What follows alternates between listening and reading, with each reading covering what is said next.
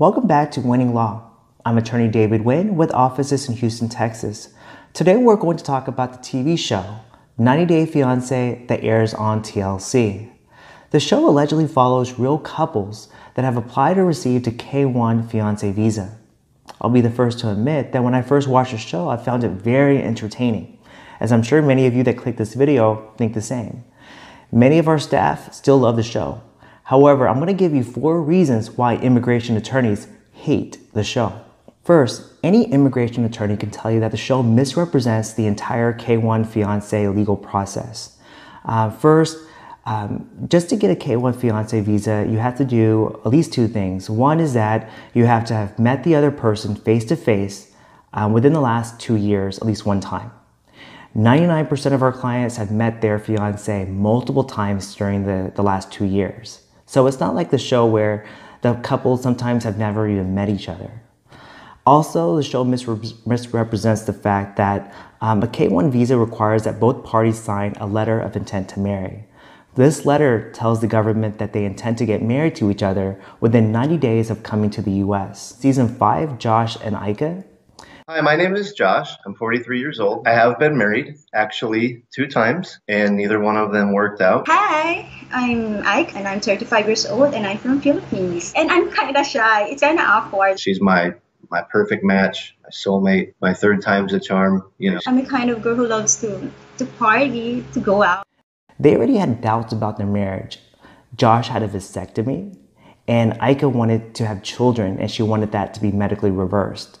And so whenever they're on the show and they're talking about, she's already in the US and she's talking about she doesn't know if she's gonna marry him or he doesn't know if she's gonna marry her, that's actually not true, because before she even came over, he already signed a document saying that he's gonna marry her.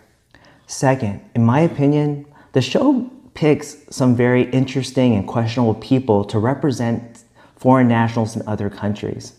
The show appears to select couples that have a lot of baggage, and the producers must know that they have issues because they're talking about it on the show. So like, for example, in season 2, Danielle and Muhammad is a good example. Muhammad just found out about some past due bills after our cell phones just got shut off.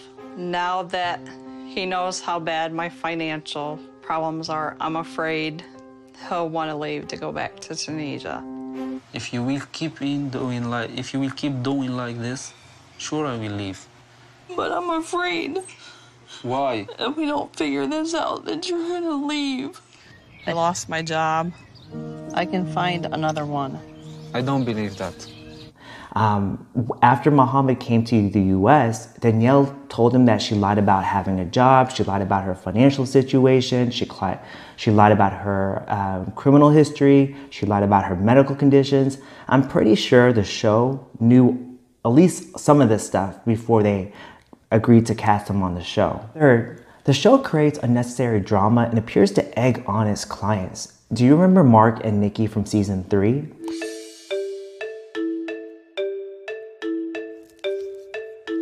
Mark and I have been arguing because he wants me to decide whether if we want kids before the 90 days over.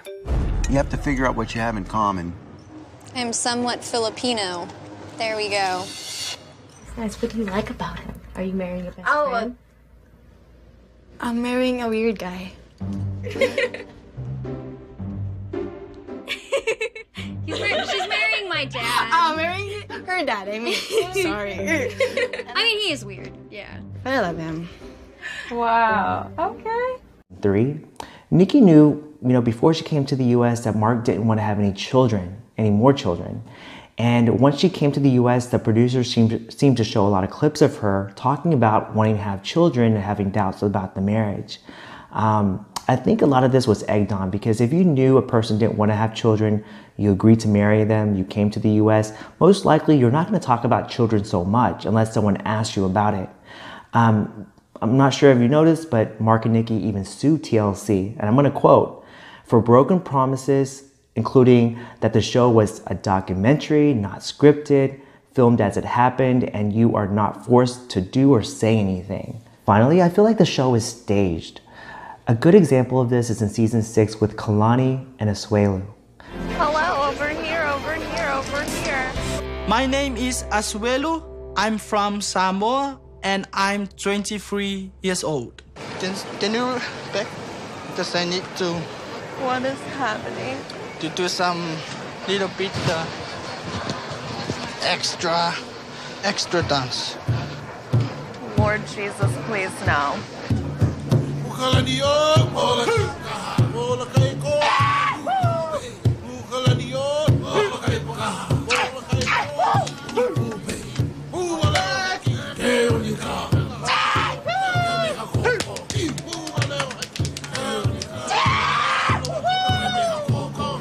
I don't know what's happening right now. I'm in shock. I mean, I'm here thinking like, oh, it's gonna be so great, and he comes out and does the performance for everybody.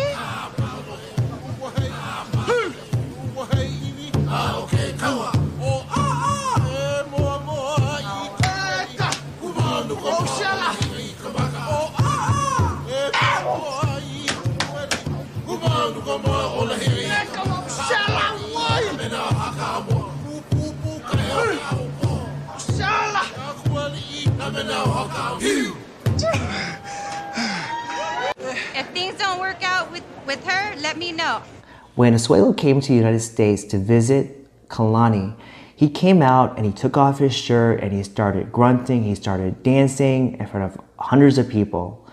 And Kalani acted like she was surprised. However, if you actually looked at the footage, you will notice that Asuelu gave interviews to the producers before the show saying that he was going to give her this special dance to show her how much he cared about her.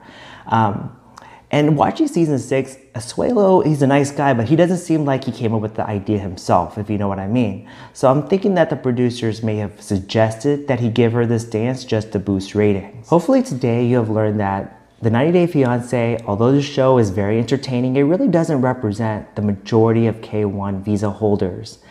Most of the K1 fiancé holders, visa holders, they have met each other within the last 2 years, maybe multiple times, and they have already agreed to be married within 90 days before they even set foot in the US.